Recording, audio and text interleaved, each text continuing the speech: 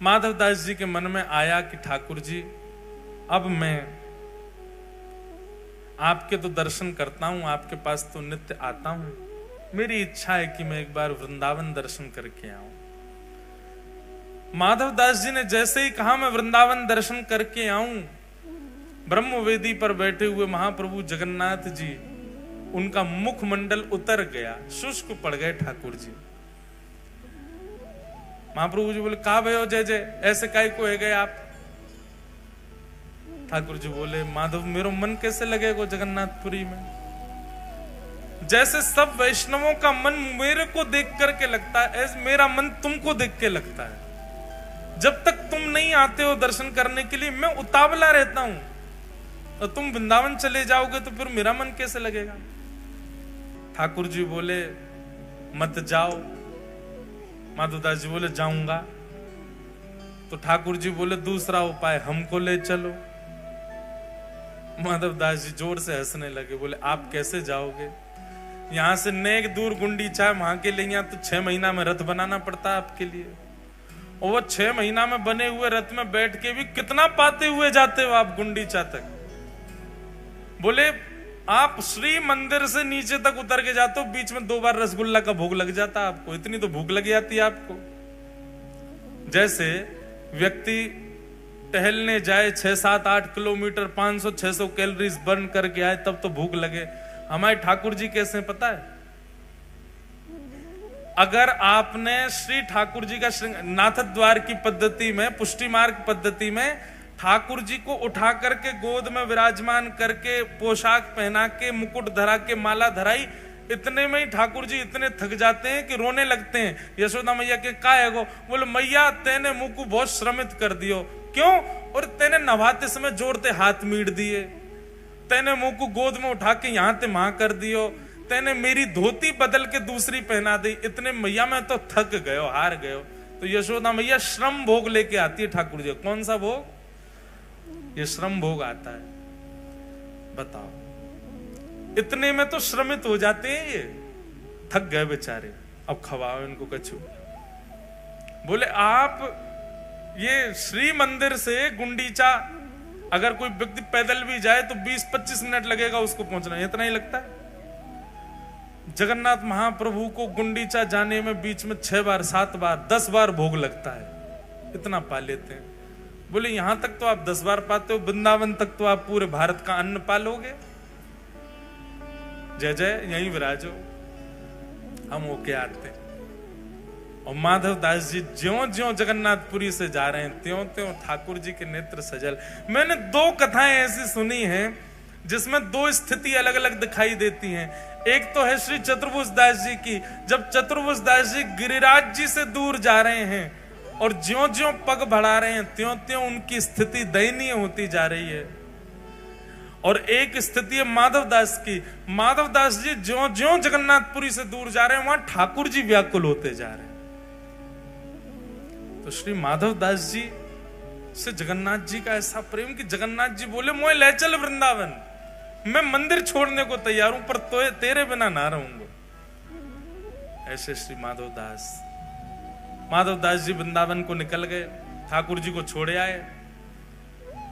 माधवदास जी का स्वरूप था 6-7 दिन तक भूख सह लेते थे, लेकिन अभी जगन्नाथपुरी से निकले चंद घंटे ही हुए कि माधवदास जी को इतनी जोर की भूख लगी, इतनी जोर की भूख लगी कि महाराज या तो फल मिल जाए, नहीं तो पेड़ ही खा जाएंगे, इतनी भूख लगने लगी। माधवदास जी बोले, ऐसी व्याकुलता भूख की तो मुझे कभी नहीं हुई जैसी आज हो रही है। तभी एक नगर दिखा, दौड़ करके माधवदास जी उस नगर में गए, किसी का गेट खटखटाया, मैया, वृद्ध मैया ने बोला, मैया तेरे घर में जो बना हो, बासा कूसा, मुझे भोजन करा, बहुत भूख लगी। अरे बैठो बाबा, थाली लगाई, पाने लगे माधवदास। मैया सामने बैठ गई आके, बोले, बाबा बड़े निर्दयी हो। बोले, क्यों, ऐसे क्यों कह रही है? अकेले पा रहे हो, बगल में सांवला सा बालक बैठा, इसको क्यों नहीं पे, बेचारा ऐसे टुकुर टुकुर तुम्हारी थाली की ओर दिख रहा है, इसको क्यों नहीं खिलाते हो? माधवदास जी बोले, मेरे संग तो कोई भी नहीं है मैया, मैं अकेला हूं। बोले अरे इतना सुंदर सा प्यारा सा घुंघराले केश हैं, कटाक्ष नेत्र हैं, श्याम वर्ण का। मैं तो ये सोच रही हूं पता नहीं कौन सी मैया ने अपना बालक बाबा जी को दे दिया है। तुम बाबा कहीं हरण करके तो नहीं ले जा रहे इस बालक का? माधवदास जी बोले बालक? तभी समझ आया, इतनी जल्दी इतनी तीव्र भूख लगना, बगल में बालक का अदृश्य होना, मुझे ना दिखना, सामने वाली को दिखना, श्याम वर्ण का होना। बोलो हो तो चले आए हो संग में हमारे। श्री जगन्नाथ जी संग ही जा रहे हैं श्री माधवदास जी के। अंतस्थ में बैठ के, हृदय में बैठ करके महाप्रभु श्री जगन्नाथ जी वृंदावन जा रहे हैं। जिन माधवदास जी को 1 महीना में वृंदावन पहुंच जाना था, उनको वृंदावन पहुंचने में 6 महीना लगे। क्यों? 10 कदम चलती भूख लगे आती है। तो माधवदास जी अपने पेट को जय जय नेक सहलो, नेक सहलो। अब तो ठाकुर जी को बस इतना कहते, इतनी दूरी पर गांव है, बस वहां तक मुझे चलने देना, वहां पहुंचते ही भोजन कराऊंगा। क्योंकि एक भूख तो माधवदास जी की, दूसरी भूख हृदय में बैठे जगन्नाथ जी की। माधवदास जी रात में पौड़े पौड़े कभी किसी नगर में, जय जय एक बात बताओ, आपको इतनी भूख लगती क्यों है? इतना पाते क्यों आप? ठाकुर जी बोले अरे तू नहीं जानता, क्या नाम है मेरा? जगन्नाथ, जग का नाथ। पूरा विश्व मेरे गर्भ में विद्यमान है, मैं नहीं पाऊंगा तो फिर सब भूखे रह जाएंगे, या हमारे मुंह पानो ही पड़े तभी सबन को भोग लगे। वास्तव में श्री जगन्नाथ जी प्रसाद भोग आरोगते हैं, इसीलिए हम सब तृप्त रहते हैं। कई लोग कहते हैं ठाकुर जी को 56 भोग लगाने की क्या आवश्यकता है, ठाकुर जी का बंगला बनवाने की क्या आवश्यकता, लाखों करोड़ों रुपए लोग फूंक देते हैं ठाकुर जी के उत्सव में, क्या जरूरत है भगवान को भोग लगाने की? भैया ठाकुर जी को जब आप 56 भोग आरोग आते हो ना, उस समय आप विश्व मंगल कार्य कर रहे हो। आपके एक बार के 56 भोग की सेवा करने से ना जाने कितने भूखों का उस दिन पेट भरेगा। क्यों? ठाकुर जी ने आपकी तरफ से पाया। ठाकुर जी के गर्भ में पूरा विश्व है और सब पा लेते हैं। सब देवी देवताओं को लग जाता है, सब मानवों को पेट में कुछ ना कुछ पहुंच जाता है, क्योंकि ठाकुर जी आरोग रहे। वृंदावन बिहारी लाल का जब आप बंगला बनवाते हो तो ठाकुर जी को शीतलता मिले उसके लिए करते हैं। ठाकुर जी के अंग में संपूर्ण ब्रह्मांड है, ठाकुर जी शीतल होते हैं तो सब शीतल हो जाते हैं। इस भाव से ठाकुर जी की सेवा की जाती है। वृंदावन जैसे ही पहुंचे माधवदास जी ने चना खरीद लिए थे एक जगह से, खूब सारे, वो ही खा लेते थे जब भूख लगती थी। वृंदावन जाकर के यमुना तट पर स्नान आदि करके आपने चना आरोग लिए, और चना पाव के जैसे ही बिहारी जी के दर्शन करने निधिवन राज में गए, बिहारी जी उस समय प्रकट हुए ही हुए थे। इतने में ही कपाट लगे थे बिहारी जी के भीतर से स्वामी हरदास जी आए और दर्शनार्थियों में बोले, हाँ भैया तुम में माधवदास कौन है? माधवदास जी बोले, इनको मेरा नाम कैसे पता? बोले मैं हूं जय। बोले इधर आओ। जैसे ही आए बोले, तुमको जरा भी होश नहीं है? हैं? हमारे बिहारी जी का पूरा मुंह छील दिया तुमने। माधवदास जी बोले, मैंने कुछ नहीं किया, मैं तो बिहारी जी देखे ही नहीं अभी तक, पहली बार दर्शन करूंगा मैं तो। स्वामी जी हाथ पकड़ करके भीतर ले गए गर्भगृह में, और भीतर ले जाकर बिहारी जी खड़े हैं सामने। बोले बिहारी जी यूं कह रहे हैं, बोले एक माधवदास नाम को शिष्य वो आया हो, चेला हमारो, और सवेरे सवेरे माने रूखे चना खवा दिए मुझे। और ठाकुर जी अपना मुंह खोल के दिखा रहे हैं। तो माधवदास जी जैसे ही गए बिहारी जी का दर्शन करने, बिहारी जी ने अपना मुंह खोल के दिखाया छोटा सा, वो देखो छाले है गए मुंह में। माधवदास जी के नेत्र सजल हो गए, बोले जय जय। जैसे अब ये बात माधवदास जी तो नहीं बोले, मैं बोल रहा हूं। जैसे हमारे फोन में नेटवर्क होता है, आप राजस्थान में प्रवेश करते हो तो प्रवेश करते ही मैसेज आ जाता है, वेलकम टू राजस्थान। एयरटेल या जो भी आपका, वो वहां का टावर जो है वो कनेक्ट कर लेता है। माधवदास जी चले तो थे जगन्नाथपुरी से, जब तक उड़ीसा में थे तो चित्त में जो ठाकुर जी वो जगन्नाथ रूप में थे। जो जो प्रांत आते गए उस प्रांत के प्रमुख ठाकुर जी का कनेक्शन होता गया। जैसे ही वृंदावन आए माधवदास जी तो चित्त में विराजमान जगन्नाथ जी बांके बिहारी जी हो गए। अब माधवदास जी ने तो वही चने पाए जो जगन्नाथ जी पा रहे थे, पर बिहारी जी को मोह छिल गए हो। क्यों? क्योंकि बिहारी जी तो भैया महलन के ठाकुर हैं, ये तो मीठो मीठो पामे, हल्को हल्को पामे। माधवदास जी बलैया ले लगे, जय हो मेरे ठाकुर जी, आपने मेरे हृदय को पूर्ण रूपेण स्वीकार कर लिया, ये प्रमाणित कर दिया आज। क्योंकि मेरे चित्त में जगन्नाथ बैठ करके आए थे, पर वृंदावन आते आते आते आते वो तो बिहारी जी हो गए, अब चित्त में बिहारी जी। अब स्वामी श्री हरदास जी ने कही, कब तक हो वृंदावन में? बोले अभी तो हैं कुछ दिन। बोले तब तक यहीं पाओ मंदिर में। क्यों? तुम जो पाते हो वो ठाकुर जी को लगता है, इसलिए चकाचक महाराज घुटवा दो, माधवदास जी को चकाचक पवाओ, ताकि बिहारी जी प्रसन्न रहें। माधवदास जी तो भुजा उठा करके नृत्य करते हैं, आनंदित में रहते हैं, कितना प्रेम करते हैं, कितना स्नेह करते हैं ठाकुर जी। माधवदास जी पर अनुग्रह, ठाकुर जी ने ऐसा अनुग्रह किसी पे नहीं किया जैसा माधवदास जी पे किया। अब तो माधवदास जहां जाते हैं ठाकुर जी संगे ही जाते हैं, श्री जगन्नाथ जी उनके संगे ही निकल पड़ते हैं। ऐसे ही एक बड़े प्रसिद्ध भक्त हैं जिनका नाम लगभग सबको पता है, सदन कसाई। क्या नाम है? महाप्रभु जगन्नाथ जी की अनंत कृपा इन्होंने प्राप्त की। मैंने पहले ही कथा में कहा है बंधुओं की भक्ति दो लोगों के हृदय में प्रकट होती है, बहुत ध्यान से सुनिएगा। या तो उस भक्त के चित्त में भक्ति का प्रादुर्भाव होता है जिसके चित्त में पूर्व से ही संस्कार विद्यमान है, पूर्व जन्म से ही संस्कारी है।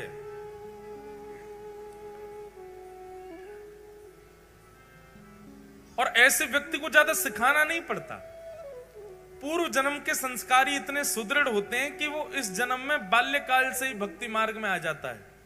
अच्छा, एक बात और आपने सबने अनुभव की होगी कि बाल्यकाल में भक्ति बड़ी प्रगाढ़ होती है। छोटे छोटे बच्चों को लीला बहुत अच्छी लगती है, छोटे बच्चों को ठाकुर जी की सेवा बहुत अच्छी लगती है, छोटे बच्चों को कीर्तन बहुत बढ़िया लगता है। पर जैसे ही वो 15-16 वर्ष के होते हैं, फिर क्या हो जाता है उनको, फिर अचानक से एक परिवर्तन उनके चित्त में आ जाता है। वास्तव में हमारे पूर्व के संस्कार वो दिखने ही शुरू होते हैं 12-13 वर्ष के बाद। शास्त्रों में भी 12 वर्ष तक के बालकों के द्वारा किया गया अपराध अपराध नहीं माना जाता। 12 वर्ष का बालक भी अगर कुछ करे तो उसको पाप में नहीं गिना जाता। तो हमारे संस्कार जो पूर्व जन्म के हैं वो प्रकट होने ही प्रारंभ उसके बाद में होते हैं। इसलिए अचानक से परिवर्तन दिखता है कि बालक अचानक से फिर बिल्कुल विमुख हो जाता है ठाकुर जी के। तो भक्ति के जो बीज अंकुरित होते हैं वो दो ही प्रकार के लोगों के चित्त में होते हैं, या तो पूर्व के संस्कार जिसके चित्त में हो, या फिर घोर नास्तिक हो और अचानक कोई जीवन में ठोकर लगी और बदल गया।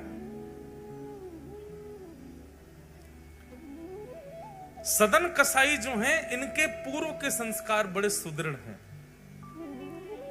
भले ही कसाई थे लेकिन जब मांस तोलते थे ना तराजू पे, तो भी हरि चिंतन करते हुए तोलते थे। और सबको पता है, प्रसिद्ध है कि वो एक जगह बाट नहीं रखते थे, पत्थर रखते थे। उन पत्थरों में गलती से शालिग्राम भगवान थे, शालिग्राम भगवान से ही तोलते थे मांस को। एक दिन एक संत वहां से जा रहे थे और उनकी दृष्टि अचानक से वो तराजू पर पड़ गई। बहुत ध्यान से सुनिए सब लोग, बहुत सुंदर कथा है सदन कसाई की। तराजू में पड़े भाई जब शालिग्राम जी दिखे, नाक पे ऐसे कपड़ा रख के निकल रहे थे, और एक बार तो निकले, फिर उन्होंने सोचा ये शालिग्राम जी तो नहीं है। लौट करके वापस आए, पुनः उसके तराजू की ओर देखा तो आकृति और आकृति में जो भाव था, वैष्णव को ना देखते ही पता चल जाता शालिग्राम जी हैं कि नहीं। मैंने कई घरों में देखे हैं पेंटेड शालिग्राम जी होते हैं जो बिल्कुल ही सिलपिल्ले जैसे हों, बिल्कुल ही सपाट महाराज, बिल्कुल ही ऐसे चिकने कि कोई उनमें बिल्कुल भी हल्का सा भी कोई अंश ऐसा ना दिखता हो मानवों के तन जैसा। समझो वो शालिग्राम जी अभी स्पष्ट नहीं है, वो शुद्ध शालिग्राम नहीं है। शालिग्राम जी का तो रूप बिल्कुल जैसे मानव की त्वचा का स्पर्श होता है ना, ऐसा स्पर्श होता है शालिग्राम जी का। देखते ही संत पहचान गए तो शालिग्राम जी। उन्होंने कहा राम राम राम राम। अरे पाप तो तुम करते ही हो मांस बेच करके, ऊपर से शालिग्राम भगवान को तुमने जो है बाट पर रख रखा है तोलने के लिए मांस। तेरे हाथ पांव जोड़ रहे भैया, इनको हमको दे दो, हम इनकी सेवा करेंगे। सदन कसाई घबरा गया, बोले मुझे नहीं पता था ये भगवान है, आप इनको ले जाओ। और संत उनके यहां से शालिग्राम भगवान को ले गए, पंचामृत अभिषेक कराया, चांदी के सिंहासन पर सुंदर तिलक आदि पधरा करके, इत्र आदि लगा करके, माला पधरा के श्री शालिग्राम भगवान को विराजमान किया। 56 भोग लगाए शालिग्राम भगवान के। आरती पूजा करने के बाद में रात्रि का समय दूध भोग लगा करके संत तो शयन में चले गए, ठाकुर जी को भी सुला दिया। संत के हृदय में बड़ी प्रसन्नता कि अब मैं ठाकुर जी को कहीं से रेस्क्यू करके लाया हूं, सही जगह आ गए अब ठाकुर जी। अर्धरात्रि का समय हुआ, ठाकुर जी स्वप्न में रोते भय आए, नेत्रों में अश्रुपात हो रहे हैं, उदास चित्त है। ठाकुर जी स्वप्न में आए संत के। संत कहने लगे, बोल भगवान आप इतने उदास क्यों, इतने अप्रसन्न क्यों हो? सिंहासन में कुछ कमी है? आपकी प्रसादी में कोई कमी छोड़ दी क्या? मैंने सेवा ढंग से नहीं की क्या? माला में सुगंध ही नहीं थी क्या? प्रसाद में स्वाद नहीं था क्या? क्या बात है ठाकुर जी, आप इतने उदास क्यों हो? ठाकुर जी नेत्रों में अश्रु भरे और संत से कहते हैं, मुकु सदना की याद आ रही है, मुकु सदन की याद आ रही है। संत उठ करके बैठ गए और ठाकुर जी से कहने लगे, जय जय।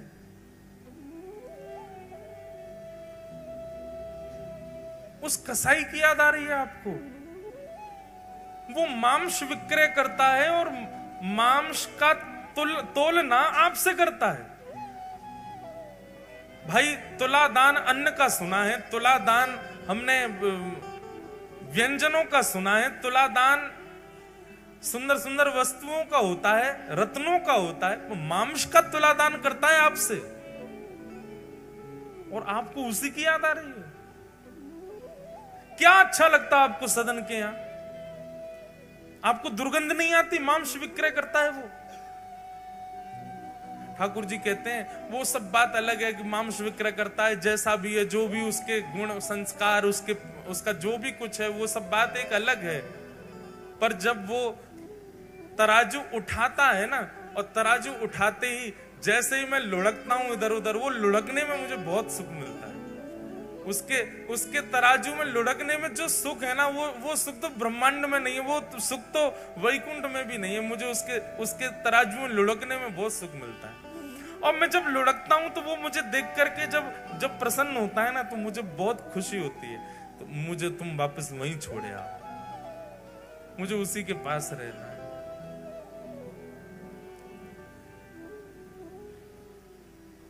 सो ही सुहागन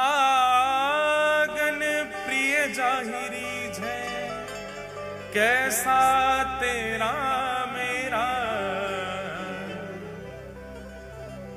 भैया ठाकुर जी आपके नहीं है, ठाकुर जी मेरे नहीं है, ठाकुर जी उसके हैं जिससे ठाकुर जी रीझे भय उसके। ये बात सत्य है। मैं खूब कहता हूं कथाओं में कि आपके घर में सेवा विराज रही है, आप अपने ठाकुर जी को खूब भाव से सजाते हो, और दर्शनार्थी घर में कोई आते ठाकुर जी को देख करके प्रसन्न होकर के कहे, आपके ठाकुर जी बड़े सुंदर हैं, आपकी सेवा बहुत सुंदर है।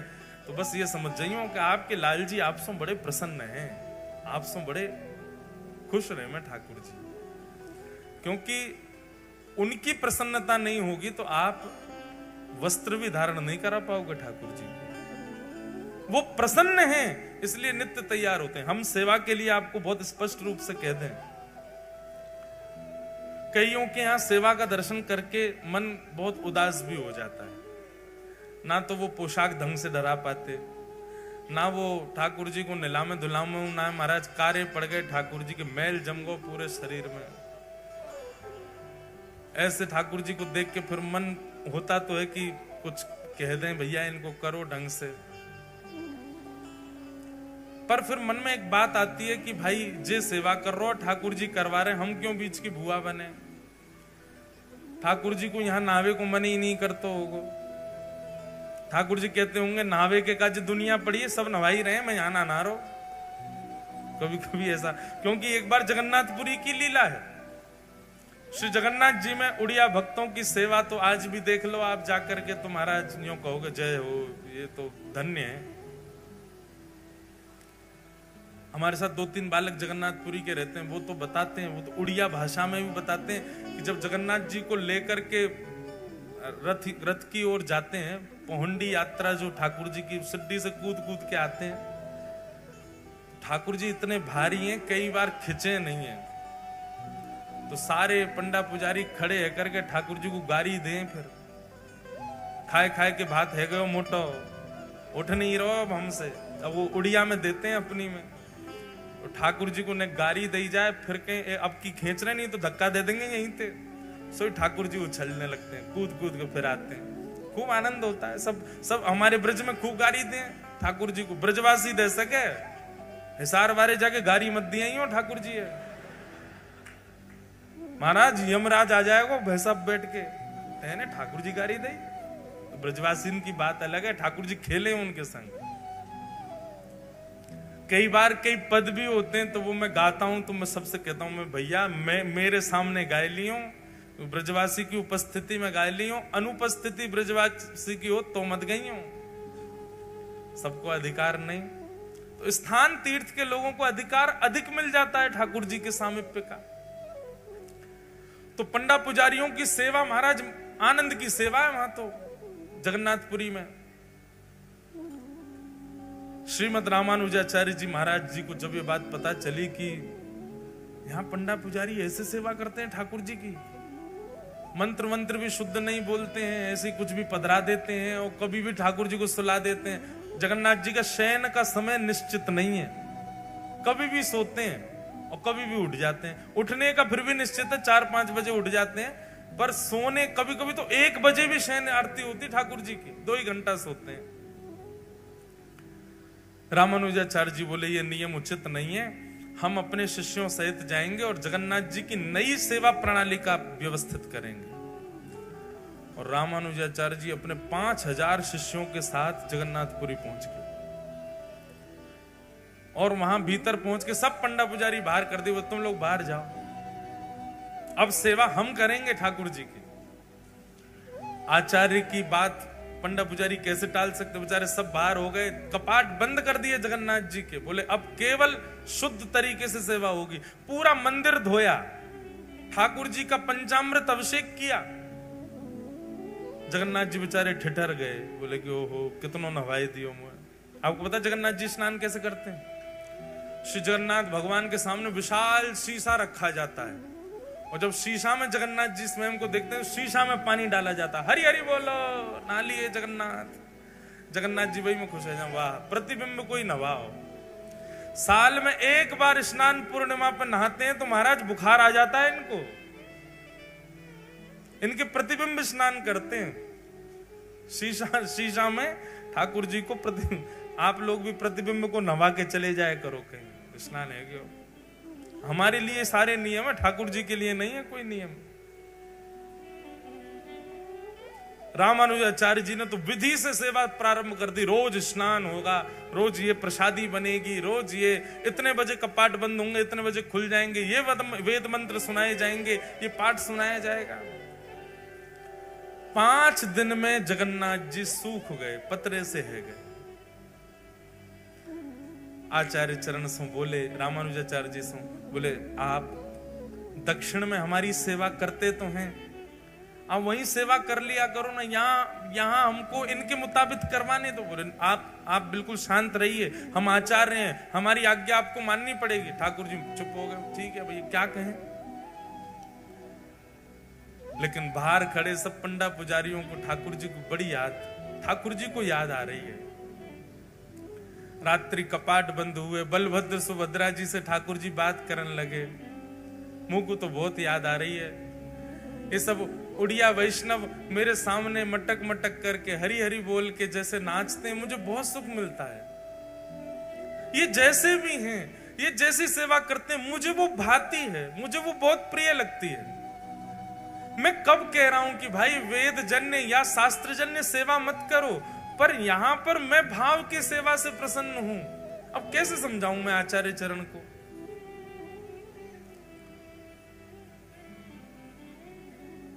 अच्छा, ठाकुर जी ज्यादा इसलिए भी नहीं बोल पा रहे कि बलराम जी जो हैं यही तो रामानुजाचार्य हैं, शेषावतार है रामानुजाचार्य। अब ज्यादा कैसे बोले जब बगल में ही तो बैठे हैं।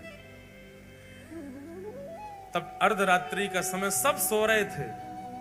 ठाकुर जी ने गरुण जी को बुलाया, द्वार पर बैठे, इधर आओ जी, जय जय आज्ञा।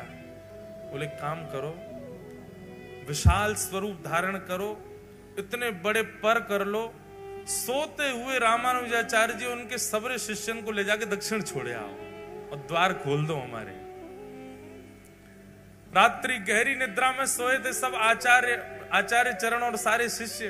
गरुण जी महाराज पहुंचे और तनिक तनिक से किसी को पता नहीं चले, चुपचाप सबको उठा करके अपने पंख पे धारण कर लियो, पीठ पे धारण कर लियो और श्री जगन्नाथपुरी से उड़ करके गए दक्षिण भारत में। श्रीरंगम में जाकर के सबको खटिया सहित उतारे आए, खटोला सहित ले गए थे और वहां पर सबको सुला करके लौट करके आए। द्वार खोल करके फिर से सबरे पटना पुजारी भीतर कर लिए। जगन्नाथ जी झूमन लगे, बोला अब सुख है, अब बढ़िया है, सबरे आ गए फिर से।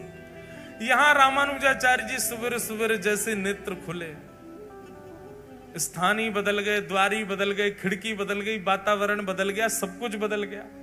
और बाहर आकर के जब देखा, पूछने लगे आपस में, अफरा तफरी मच गई, कहां आ गए हम? तब किसी ने बताया वो तो श्रीरंगम है। रामानुजाचार्य जी के प्रेमाश्रु प्रकट हो गए और प्रेमाश्रु प्रकट हो गए, दौड़ करके गए। श्रीमन नारायण भगवान शेष शैया पर पौड़े थे, जाकर के उनको हृदय से लगा लिया। बोले नाथ, आपकी भक्त वत्सलता की बलि बलि जाएं, आपके इस प्रेम के हम वारी वारी जाते हैं। अरे स्वयं ने वेदों में, स्वयं ने शास्त्रों में इतने नियम बना दिए अपनी सेवा के, लेकिन प्रभु आप तो भाव के भूखे हैं। वहां भाव से आपकी सेवा करते हैं सब वैष्णव जन, वही आपको प्रिय लगती है। विराजो, ऐसे ही विराजे रहो, जैसे उन वैष्णवों को प्रिय लगता वैसे आप सेवा स्वीकार करो। तो ठाकुर जी को क्या भा जाए कुछ पता नहीं है। पहले मैं टोक देता था घर में जाके, ऐसे सेवा मत करो, फिर इन कथाओं के बाद में अब मुझे लगता है नहीं, शायद इनकी इच्छा ही ऐसे रहने की होगी, रहने दो। पर हाँ, कहीं ज्यादा ही अनीति होती है तो फिर मैं कह ही देता हूं, मैंने यार चना चनोरी तो भोग मत लगाओ, भोग तो लगाए करो ढंग से। ठाकुर जी के नेत्रन के नीचे मैल जमको ने नवाए तो दे करो। थोड़ा बहुत कहते हैं, ज्यादा नहीं कहते। तो सदन कसाई के यहां ठाकुर जी को लुढ़कवे में सुख मिलता है। संत हृदय से लगा करके शालिग्राम भगवान को सदन कसाई के पास गए। सदन कसाई ने चरणों पर बोले मुझे क्षमा कर दें, आपने जब से कल से बताया मुझे नींद ही नहीं आई कि मैं कितना बड़ा अपराध कर रहा था। संत ने जाकर के कहा, सदन तुम कितने भाग्यशाली। बोले क्यों? पूरी बात बताई मैंने। तो ऐसे सेवा करके ठाकुर जी को बढ़िया व्यवस्थित किया। रात्रि में स्वप्न में ठाकुर जी आए और ठाकुर जी के प्रेमाश्रु छलक रहे थे। और ठाकुर जी कह रहे थे मुझे तो सदना की याद आ रही है, मुझे तो उसी के पास रहना है। ये बात सुनकर के इतना रोए सदन कसाई, इतना रोए। बोले मैं तुच्छ प्राणी, मैं पापी प्राणी, मैं अभागा व्यक्ति, मैं अयोग्य व्यक्ति, मैंने अपने जीवन में कुछ अच्छा नहीं किया। मेरे लिए ठाकुर जी इतने श्रमित हुए, मेरे लिए ठाकुर जी आपकी निद्रा में आकर के रुदन करने लगे।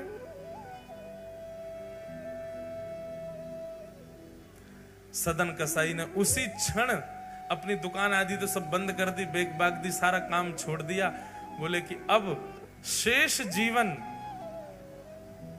जिस प्रकार ठाकुर जी मेरे लिए विरह आतुर हुए, अब मैं ठाकुर जी के लिए विरह आतुर हूंगा। ठाकुर जी को मेरे लिए विरह सहना पड़ा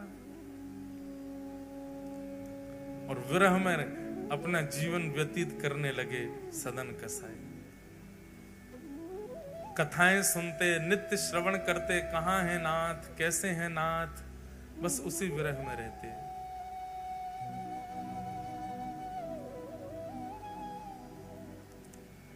एक दिन